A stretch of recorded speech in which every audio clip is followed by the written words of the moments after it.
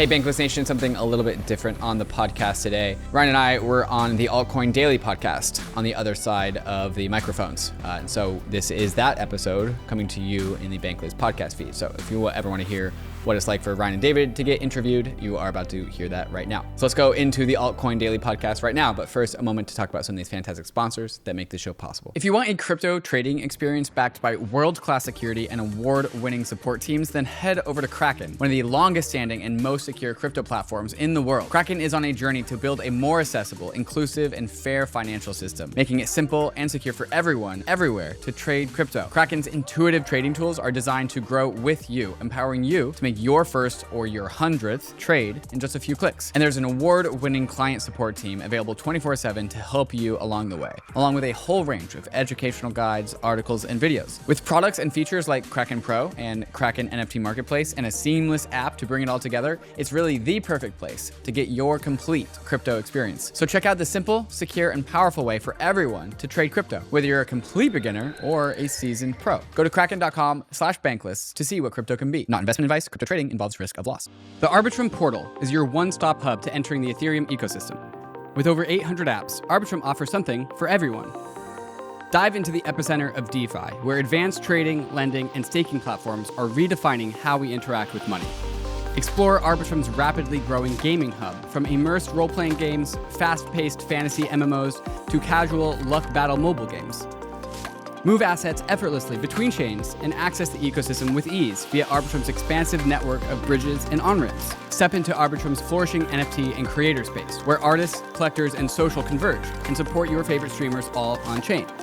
Find new and trending apps and learn how to earn rewards across the ARBITRUM ecosystem with limited time campaigns from your favorite projects. Empower your future with ARBITRUM. Visit portal.arbitrum.io to find out what's next on your Web3 journey.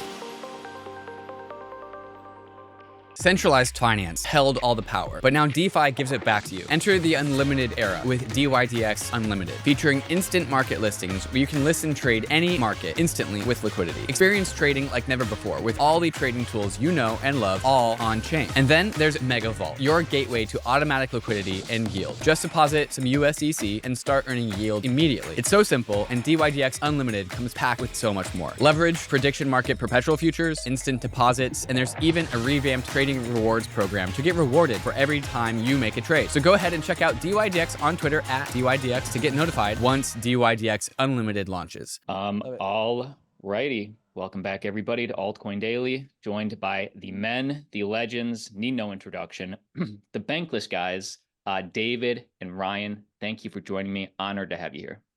What's up, guys? Hey, it's great to have you guys. Oh my God, I said it's great to have you guys. Whoa. The number of times we've been on somebody else's podcast is like 4. Yeah, it's very rare. Very scarce. That's a great segue, because I know a lot of people do know you and your name's in the space, but just what is your background? Like, how'd you get into crypto and then crypto media? Yeah. Go for my it, first job, my background is crypto. I was trying to get into a career in the world of like health sciences beforehand, but I never really got that whole thing started because I just got sidetracked by crypto like pretty soon in my career. I think I became like went full-time crypto at 24 years old. So there's like 3 years of like post-college, 2 years post-college. So but then I found crypto. I graduated in 2015, found crypto in 2017, and then like went full-time crypto in 2018. So yeah, my background is crypto. That's kind of what we did, going full time in 2018. Yeah. What were you guys before? Like in kind of like your previous lives? If you let Ryan, he will drive the podcast. Sorry, no. My co-host here, I find it so interesting because like I would say everything he did prior to crypto is actually still applicable here, because he formerly has like experience as basically like a social worker therapist and a psychology degree. And these things are key to understanding crypto markets. Definitely psychology. And we still need your background, Ryan. But yeah, how we started was our original, it was basically, we graduated undergrad. We studied filmmaking and marketing. We moved out to Los Angeles, pursued filmmaking and acting. We're in the union, did a handful of stuff. And, the thing is, in the filmmaking business, there's a lot of gatekeepers, and discovered crypto YouTube, where you can post as much as you want, no gatekeepers. Crypto in general, no gatekeepers. So the more you put in, the more you can get out. And, at the time, I discovered crypto YouTube as a retail participant in 2017, and there were some good ones. Ivan on Tech was back then. Right. There were a lot of good ones, but there were some, in my opinion, where left me wanting more. And I thought, well, I could do a crypto YouTube channel half as good as some of these guys. And so decided to start, I didn't know it at the time, but the very beginning of a deep bear market, at the very beginning of 2018, we started the channel. Yeah, it's a good time to do it, actually. Yeah. But you, David, please. Ryan. Or Ryan. Yeah, so I discovered Bitcoin, I would say, through like a 2014 prednisone trip. I had these things called cluster headaches that just sort of came on me. Like cluster headaches, if you're not familiar, they're sort of like it's like the worst headache imaginable. So people describe these as like suicide headaches, because like when you're in the midst of a cluster headache, like you just don't want to be alive in that moment. Anyway, I was having these, and one of the potential treatment options was to go on like prednisone, which is like a steroid. During a like Thanksgiving weekend prednisone for my cluster headaches kind of trip, it caused me to get intensely focused, and I fell down the rabbit hole of crypto, and specifically Bitcoin. Now, the good news is my cluster headaches went away. Actually, this treatment worked. The weird thing about it was like I did every Andreas Antonopoulos like YouTube thing I could get my hands on. I went and I read like his book. Like I opened accounts with like 5 crypto exchanges. For whatever reason, prednisone just like gave me intense focus. It was almost like this, Ritalin thing. And by like Monday, it was like a long weekend. It was the Thanksgiving weekend. I actually wanted to quit my job and go all in on this Bitcoin thing. Like it was that powerful for me because I'd been totally captured. Now, I don't know if that was the drugs or the ideas, but like once I was off this, it didn't go away. But the thing for me was like Bitcoin was interesting, but it could only do one thing, which is like, what do you do with Bitcoin? You just like hold it. And so I was still working this job. I didn't like give my notice on Monday. I kind of hung in there. It was a corporate job. So I was working in medical software tech. I'd formerly been sort of an entrepreneur and sold the company, big corporate environment. And I stayed there. But in the meanwhile, I was doing all of my like nights, weekends, hobby time, researching this new thing that was coming alive in 2015, 2016, which is Ethereum. And the potential for Ethereum was so crazy to me because with Ether and Ethereum, it wasn't just about just holding an asset. It was about actually doing, we didn't have the words at the time, but like decentralized finance. And there was this thing called a DAO, and they were organizing. It was just like, there's many more possibilities here when you have a programmable money system. And at that point, I was like fully captured. It didn't require a second prednisone trip to like go all in on crypto. And so that's what I decided to do in like, 2016, 2017 was just like, quit my job, make this my focus. And I didn't know exactly what I wanted to do at that time. I sort of thought I wanted to like start a fund or something, be an investor. Everyone did it in 2017. And then 2018 hit and I was like, oh shit, was I wrong about everything? You guys remember 2018. It was bleak. It was desolate. That was my cluster headache. Right, exactly. I mean, it was so painful to be there at that time. And in the midst of this, like rediscovering my thesis and why I was here, David and I met.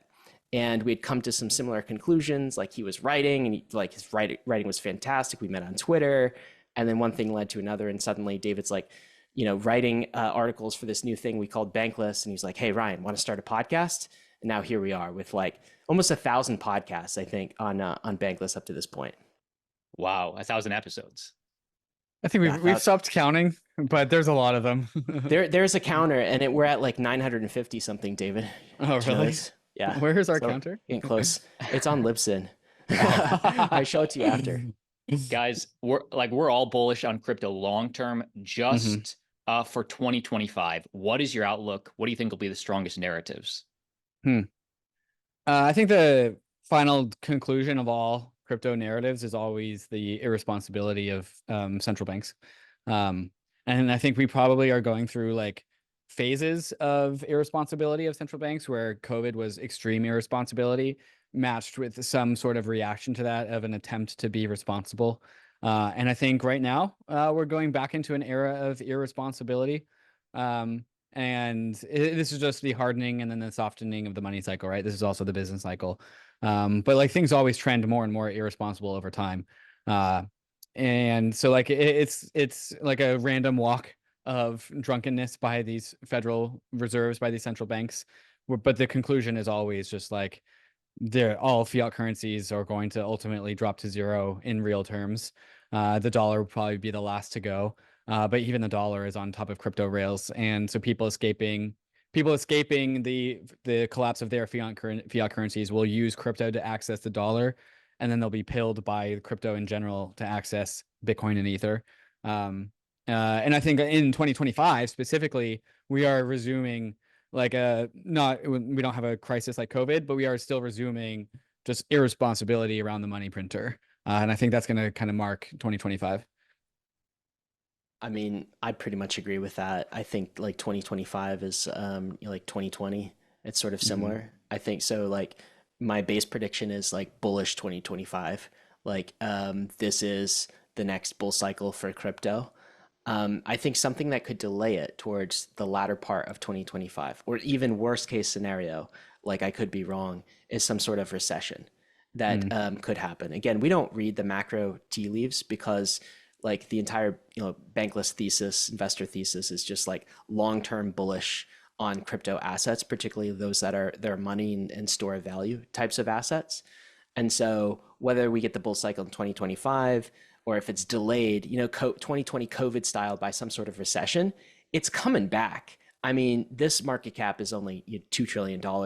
It's just scratching the surface of what it's going to be. And particularly because of exactly what David said, is even if we get a recession, the way out for like monetary authorities and governments all around the world is going to be to press the money printer button. And you could see it, it's totally primed. And so that's going to be on the other side of this. And crypto, in comparison to that, will just gain more and more legitimacy in the years to come. So Bitcoin as this hard monetary asset getting adopted, sounds like you're bullish in 2025. I see you guys ask this question all the time, the quintessential Bitcoin price prediction. We ask this to our guests all the time. I'm sure you hear like a spectrum of theses for where Bitcoin could go in 2025. But what is your kind of base bull or bear prediction around Bitcoin? At least six figures. Six-figure Bitcoin in 2025, like as a floor price. That's kind of my take. I think estimating the upper bound of Bitcoin is pretty hard because it can just be so chaotic up there. But as a floor, I think six figures is pretty safe. Yeah, I would say I feel like between 150K and like 250K is kind of like the range I'm thinking of. I know in like 2025. 2025 into 2026, right? It's Okay. kind of a range. I think that's something that's probably a bit more contrarian. That's like more of a bankless belief is like we actually remain bullish on Ether, the asset, despite what's going on in crypto Twitter. And part of the reason for that is because this has kind of been a bankless chant since the early days as well. And like this, we're very excited about decentralized finance and like bankless money systems. Also very excited about Ether as a store of value. And so the thing that's maybe more contrarian is like ETH to 10K in 2025, or like beyond 10K, 10 to 15K is a real possibility on the table. And I think a lot of the general crypto listeners in the market is like fading ETH right now. So if you talk to David or you talk to me, we're probably bullish on the Bitcoin ETH ratio like pretty heavily. And that's a contrarian trade right now. Why so bullish on ETH today? We're all bullish on ETH, but I guess talk to those people that are now big Solana heads or Cardano heads. What is the thought process for ETH specifically when it does have all this competition? Well, mainly because it's been faded so hard. Like a part of the answer is simply just because of the relative prices of these things. The ETH Bitcoin ratio is at like coming up on a 3-year low. Lows that we haven't seen since like before DeFi was like known as like once upon a time DeFi was like a niche Ethereum thing, and then in 2020 it became a global, oh, this is what crypto is kind of thing. DeFi for everyone. Everyone wanted in on DeFi. And like the ETH Bitcoin ratio is currently at a valuation that was like before DeFi was even understood by the entire crypto industry. So like we're going back in time to a point where just like fundamentals of Ethereum are just completely misunderstood. Where Ryan and I started the Bankless podcast to like basically espouse about the dislocation of the fundamentals of Ethereum and the purpose of DeFi, right? And then so that's Bitcoin, the on one end of the spectrum, and there's this narrative that like Ethereum is just squeezed. It's got Bitcoin sucking up the monetary properties on one side of the value spectrum, and then it's got Solana sucking up the execution powers on the other side of the spectrum, and then Ethereum is in this like weird no man's land in the middle, and it's getting just like barbelled on both sides. And there's always been like the Ethereum barbell perspective. I've always been of the opinion that the unity of all of these things is actually far more valuable than the barbelling of these things. Ether is better money because it's intimately connected with its own financial platform, its own DeFi. Solana can execute very well. Its execution capacity is very, very strong, but it's never going to be able to be as strong as Ethereum layer 2s. That's the whole point of the Ethereum layer 2 model. And then even the Ethereum layer 1 at the end of the day is also going to be the first one to actually land a ZKVM that's robust on the Ethereum layer 1. And so it's also going to be able to execute faster than Solana at the layer 1, given enough time. And it's basically going back to like something that's always been true, which is Ethereum just has kind of just all of the researchers of the crypto space. You just invest where the researchers are. Like that, we are on a new frontier of like exploring this new world of crypto economics. Like to go where the researchers are innovating, and that's definitely where Ethereum is. And Ethereum layer 2s, can you help us understand this? Because I see some detractors saying that, oh, Ethereum layer 2s are kind of sucking up value capture from the main chain. How do you guys think about it? My idea here is, and this has actually been identified by Polenia, who's an Ethereum kind of like adjacent researcher, kind of community researcher. He was saying this on his blog forever ago. The idea here is that like Ethereum has layer 1 execution. We used to be predominantly doing our DeFi activities on the Ethereum layer 1 and therefore producing fees for the Ethereum layer 1. It would make Ether very deflationary. And now a lot of that DeFi activity, that general financial activity, is moving on to the layer 2s, leaving nothing much for capture on the Ethereum layer 1. And so like detractors will say Base is actually like intercepting Ethereum's value capture. Arbitrum is intercepting Ethereum's value capture. Like Arbitrum, all of these sequencer fees, all these chain fees are going to the Arbitrum DAO or to the Coinbase P&L, and nothing is left for Ethereum at the end of the day. This is the rollup centric roadmap. This has been the plan. The idea is when you take Ethereum's business model of execution fees being burned by EIP 1559 and you democratize that to a permissionless set of layer 2s, all of a sudden, like all of these layer 2s are super profitable. As a business, it's like the best business in the world is you just resell the most valuable block space in the world, the Ethereum layer 1, and you resell it as your layer 2, and you just pocket the difference. This is the most sustainable, replicatable, reproducible business model that has ever been found in crypto. And what do you get when you put all those properties together? You just get a complete blossoming of layer 2s. And so this is where ETH turns into money. Because the Ethereum monetary network, the Ethereum property rights network, has this just like chain of chains, this literally internet of chains that all collapses back down to Ethereum. And the argument here is like, well, people can still say, well, at the end of the day, like the fundamentals, the fees, the deflationary nature of Ether is actually still just, that doesn't solve any of your problems. My response to that is like, actually, every single chain is on this roadmap. Bitcoin is on the rollup centric roadmap. Solana is on the rollup centric roadmap. Celestia is on the rollup centric roadmap. And actually, credit to Celestia. Celestia is the only one that's on the rollup centric roadmap and actually knows it. Whereas Bitcoin and Solana are on the rollup centric roadmap and are in denial about it and think they're on something else. And so, like, if you re-roll the dice of crypto, you will always get the rollup centric roadmap. That's not Ethereum's invention. It's actually Ethereum's discovery. And Ethereum is just much further along on this whole entire path. Ryan, this cycle specifically, same question, but also I want to extend it also to, do you think Ethereum can flip Bitcoin in the short term? This cycle, it's going to be tough to flip Bitcoin, I would say. So I am still a believer, and this is again a minority opinion, that one day Ether will actually flip Bitcoin, but that could take many years to play out. And the reason is just like, I am super uber bullish on DeFi. It's just the whole thing, the whole crypto thing. And this is the thesis for Bankless is like DeFi is a big deal. Store of value is just a subset of decentralized finance, right? Ethereum can do the superset. It can do store of value, and it can also do the other money verbs, the lend, the borrow, the trade, all on chain, all in a decentralized way, right? And Ethereum alone, as a smart contract platform, preserves similar censorship resistant guarantees as like Bitcoin. I think there's a lot of competing, let's call it layer ones, that are actually more like open finance type systems. And by that, I mean like, yeah, sure, you're going to get stable coins on there. You're going to get real world assets on there. You're going to get like game tokens and like maybe meme coins. But is it going to be censorship resistant to government attack, for instance? Like if you deployed Tornado Cash on Solana, I'm not saying anyone should do this. This is illegal, whatever, all these things aside. But if you did that, how soon do you think it would be until the validators say, oh, we're not processing those transactions?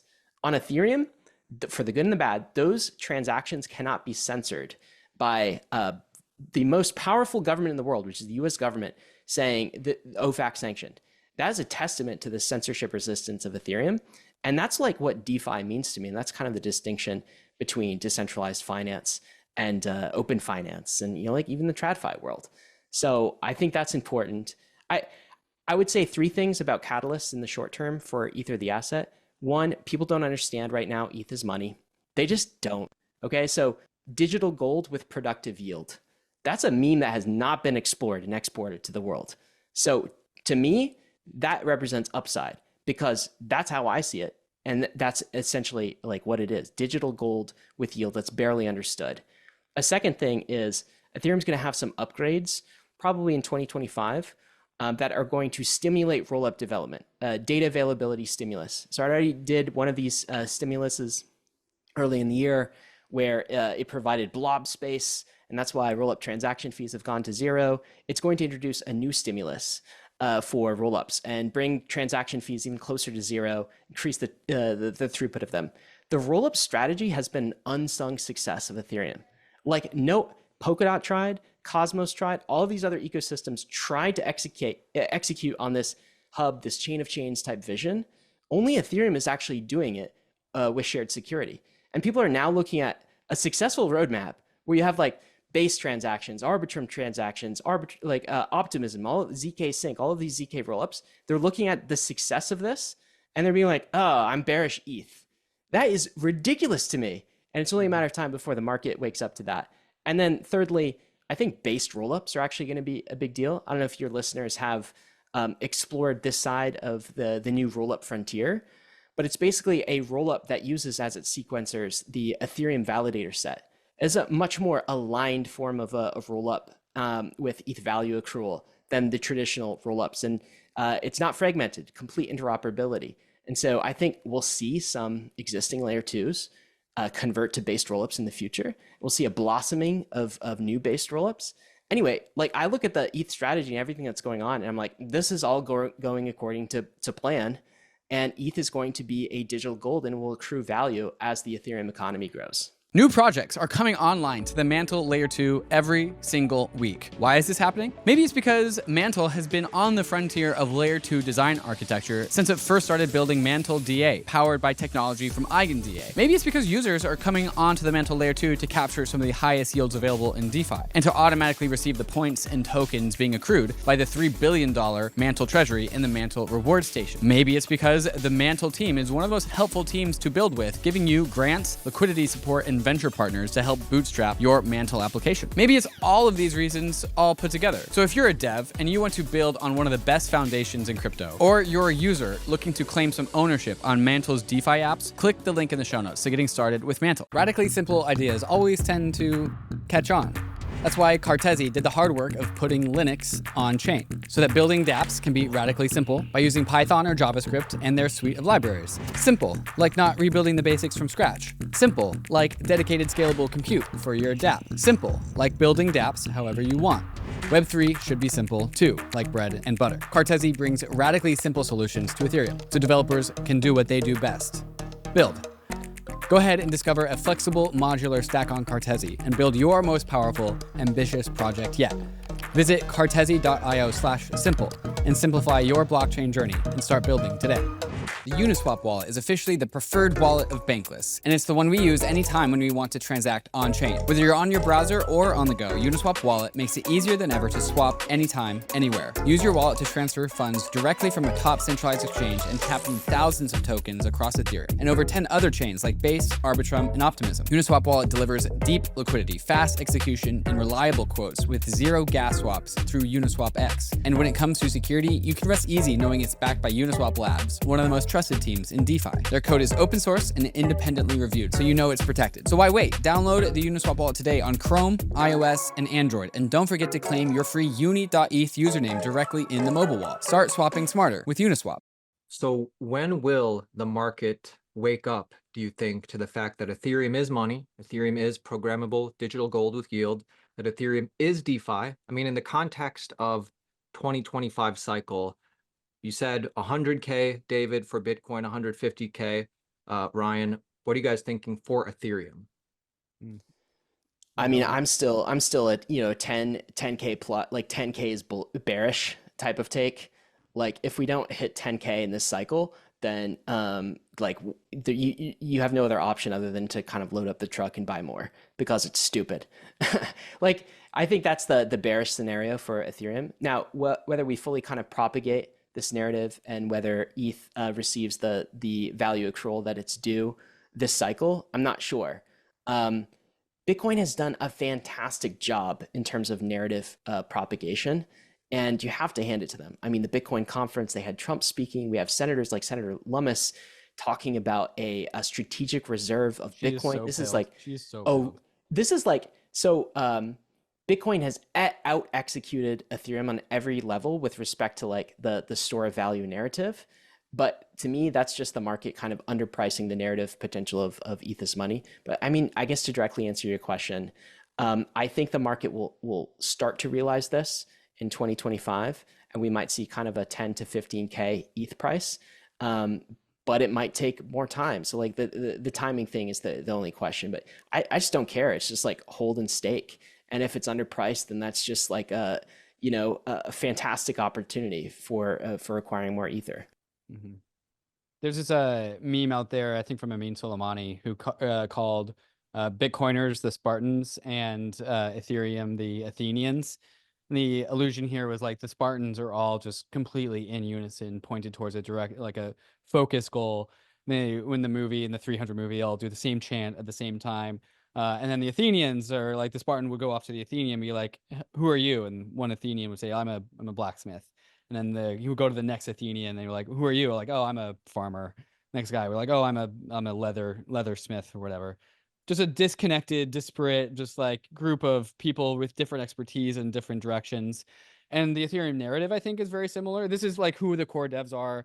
This is who the Ethereum culture is, like a very pluralist culture that has different values and different focuses. And, the Bitcoin has one narrative, which is Bitcoin is digital gold for the internet. That's why like people buying the IBIT from BlackRock is so easy to sell. So it's like it's digital gold on the internet. And in Ethereum, even like our own roadmap, our own internal community, it's always split amongst like 17 different directions to Ethereum's benefit, I think. But I think it's a very long-term benefit. It's very much like the long game. Whereas you have like the ETH is money camp, who's like, yeah, ETH is money.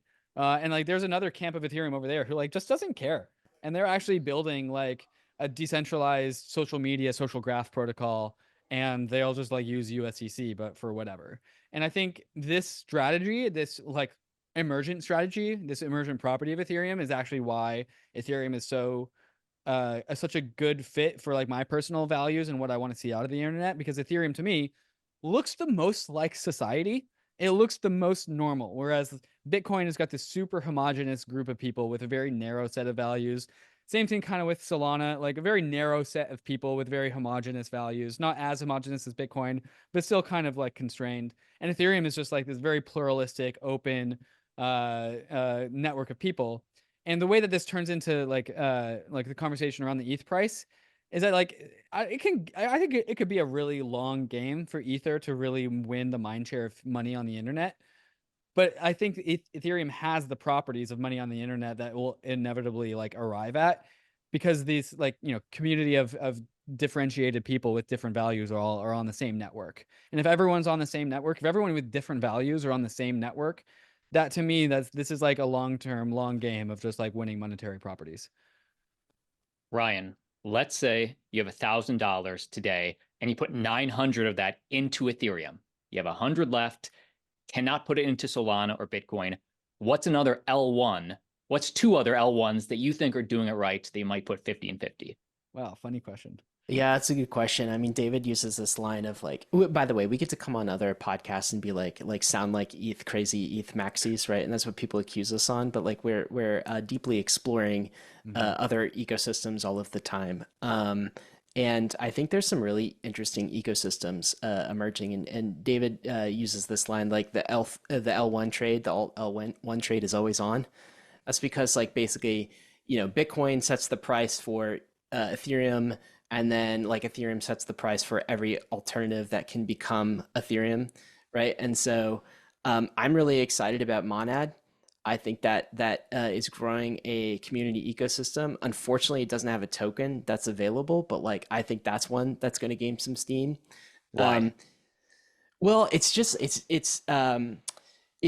first it's EVM compatible, right? So you get to leverage that network effect directly, and then you have transaction fees, you know, like and throughput that's similar to the level of what Solana promises with Fire Dancer, and then you already have like Keone, the founders, already cultivated like kind of a cult type of community. It's just like a lot of ingredients for success here. It's like I think the worry for a Solana right now, for example, is all of these new alternative layer ones that are kind of like entering the scene, in addition to the layer twos as well. So I mean, I guess you can't buy Monad unless you're like accredited investor, and like to its detriment. But like I think that there are some high throughput chains that I would bet money on with that remaining like 10% that are like fairly low market cap in comparison to Ethereum. But like I wouldn't hold that forever. All right. Like I would then go back and eventually cycle those gains back into a better crypto denominator, which is something like Ether. David? So yeah, I think the game now is the alt layer one trade. You know, the alt layer one trade is dead. Long live the alt layer one trade. Is now we're trying to identify who's number 4. So Bitcoin, Ether. I think most of the market will agree that Solana has kind of clinched number 3. It probably needs some more time to formally clinch it, but you know, it's on its way there. So now the game is like, all right, who's going to win number 4? And I think now the answer is going to be either the fastest EVM layer 1 or the fastest move chain. So it's either going to be Monad and Sei, which are the 2 EVM ones, one of those 2, or Aptos and Sui, which I think are both move. I think those are the 2 really, like these are where the categories have collapsed down to. So fast EVM, fast move, one of those 2. One more question. Then I know Aaron had a question. Did you guys see Murad's talk at Token 2049? I saw the title of it. I did not watch I saw the title of it, and I've like known Murad for like he was Yeah. actually one of the first people I met at a crypto conference like back we know in Murad. 2017, 2018. Most people think Murad is new. Murad's not new. He's been around. He had a fund previously. Fun fact. I remember when he did that podcast with Pomp way back in like 2017. It was like Bitcoin Explained for Beginners. I sent that one to my mom. It was a great one. Anyway, you didn't watch the thing, but he essentially laid out in fact and detail the bull case, why meme coins, why retail prefers meme coins, which we already kind of figured, but like the data to back it up and facts. Just what's your take on meme coins into 2025? I don't hate them. He's probably right. I mean, meme coins are gonna like outperform a lot of things if you can get kind of like the right meme coin, and you can play that game by like sort of speculating on the blue chip meme coins, right? There's kind of like bet on the church meme coins that already have a following, rather than the cult meme coins that are just like super speculative and you don't know. So I could see an allocation to meme coins. That said, it's hard for me to justify like denominating my wealth in meme coins, right? So I like if I were to approach it, I would approach it as a trader, and you're sort of doing a narrative cult community, almost like you're betting on a new religion type of investing. That's like, I don't know if you call it investing, trading. That's a little bit foreign to me. So I don't partake, but like also he's probably right. Altcoin Daily is the #1 crypto YouTube channel in the US. Bankless is the #1 crypto podcast in the US. What is the secret, guys, to getting where you are? You guys do great work. If you could impart some practical advice on our listeners, what would you say is the secret to growing a successful crypto podcast? Oh God. I feel like there's a handful of things that I think we have accidentally done right. I think we got lucky just by finding each other and being able to do this and have fun. Like if we wouldn't be doing it if it wasn't fun for us. Like the weekly roll up, I think is the most consistent thing that we do, and it's also kind of like the most fun podcast that we do because we're just like shooting the shit basically while we're recording. Like we try to make it like a little bit funny at the very least, and so that produces some level of like sustainability. Um, we also just really want to we're also just long form people. Like both Ryan and I were podcast consumers before we started a podcast, and always long form podcasts. We always like Sam Harris, Lex Friedman, some of these really like inherently curious people. And I think Ryan and I are also both inherently curious. So we're inherently curious, long form people that are having fun. And those three things, amongst many others, are like really good foundations to like make this whole thing sustainable. Because at the end of the day, if you're gonna have a podcast, you need to be consistent. Like we've been doing 3 episodes a week for 4 years. Like whatever we don't stop. Whatever magic ingredients that you need to make that happen is part of whatever the answer to the secret is. In addition to consistency, I'd also add another C, which is like curiosity. I mean, like the Bankless podcast is just like basically open sourcing our crypto journey. That's kind of what it is. And so the questions that we have on the frontier are sort of, we just assume those are the questions that our audience has. And so staying curious in the space without getting locked into a specific, like focal area, but also having like another C, conviction about how this space is going to play out. I mean, the reason we think crypto exists, the thing that brought both David and I together and, is the reason for the Bankless podcasts is decentralized finance. It's like says it in the name. It's all about our ability to go bankless. And that has been the consistent message from day one. And so we see things like Bitcoin, Ethereum, Solana, all as tools to help the world go bankless. And that's always going to be and has been the North Star for us. My final question, then I'll let Aaron bring it home. But you guys had a public tiff again with Charles Hoskinson, Cardano. Could you just give for the community, what are your thoughts on Cardano, the community, the CEO? Or founder. I think Cardano is a funny emergent property of the modern internet when you mix it with cryptocurrency. Yeah, I guess my take on it is I would love to have Charles on the podcast, and I don't know why he won't come on the podcast. That'd be great. It's weird. Every time we just try to do that, he will splice together clips of like us just like edited to like saying bad things about Cardano. And like a lot of people think these things. There's one time I was on a podcast and somebody else's podcast without you, Ryan. I called Cardano a scam. Well, thanks, David. Yeah, so part of that's on me.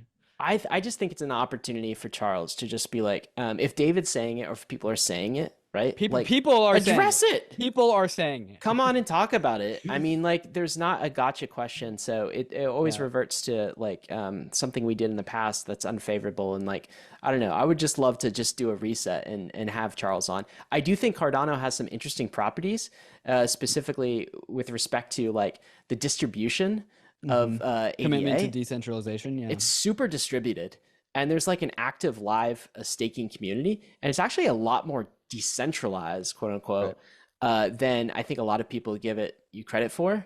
I'm still waiting to see the emergence of applications on top of it, and like those are coming, TM. But like the decentralization properties of Cardano are actually like a lot better than a lot of chains. So maybe we could clip that and send that to Charles, see if that helps. And while we're at it, obviously collabing, talking, that'd be the best option. But David, any possibility you want to do a fight, karate combat style fight with Charles Hoskinson after? Oh, there you go. So I'm doing this karate combat fight with Kane Warwick because I was almost going to do a karate combat fight with Nick Carter, and then like 2 weeks before that fight with Nick Carter, broke my rib, and then I had all of this like 2 months of training that I was like, well, like what did I do for the last 2 months? I'm just not going to do anything with this. Nick had already scheduled his fight, and so I reached out to Kane Warwick, saying, hey, like Kane, let me bookend my whole like karate combat thing. Let's fight it permissionless. He accepted. That's happening in like 10 days. And then my plan has always been to like stop and go back to what I normally do, which is like climb mountains and like do, PvE stuff. And just so one more fight, David. This is a very long way of saying yes. I do not want to just one more fight my way into just one more fight. So that was my current plan. BitBoy is another challenger, by the way, if you're ever interested, David. BitBoy is going to eat Anson's face. Did you see? Is that happening? BitBoy versus Anson? Happening. Apparently it's happening, yeah. Crypto fight nights. Yeah, BitBoy's going to kill that guy. Wow. What? Well, BitBoy's going to try, and Ansom's not going to try. So Ansom is much bigger, but I mean, my money would be on BitBoy as well, Ben. I think BitBoy has like extreme levels of internal motivation that I don't think. Like a ferocity. Yeah, like BitBoy like gives a fuck, to win. And I don't think Ansom gives a fuck. Hot take. Yeah. Gentlemen, my final question. Thank you so much for joining us today, guys. Everybody go subscribe to Bankless below. Follow them on Twitter and YouTube. Final question, just general best advice for crypto investors coming into the space today. What practical, doable advice would you impart? Don't take leverage. Yeah, leverage is a drug. You'll get addicted. Is that from experience, David? Oh, yeah. Well, my first discovery is like, wait, I can just print dye? I can mint dye? That's so cool. Wait, how much dye can I mint? Can I mint all of the dye? Yeah, that was my first experience with DeFi. I mean, my take would be like, I feel like sort of a crypto boomer when I say just like long time horizons with respect to if you're investing. And so you can play the short-term games, but realize that's kind of a game. The majority of your portfolio should be allocated towards the things that you want to hold for like 5-year periods of time and 10 years periods of time. And I think that's important. And along those lines, I think the information that you consume, will kind of like, you become what you consume. So choose very carefully what channels you like consume, how you subscribe, and like make sure that the people you're listening to also have the long-term horizon holding patterns that you do, or else you'll just like ape into really bad decisions. And we've seen it happen so many times in crypto. I love it. Thank you guys so much. That's why I subscribe to you guys. Thank you. Cheers. Thank you. It's been a pleasure. Thanks, guys.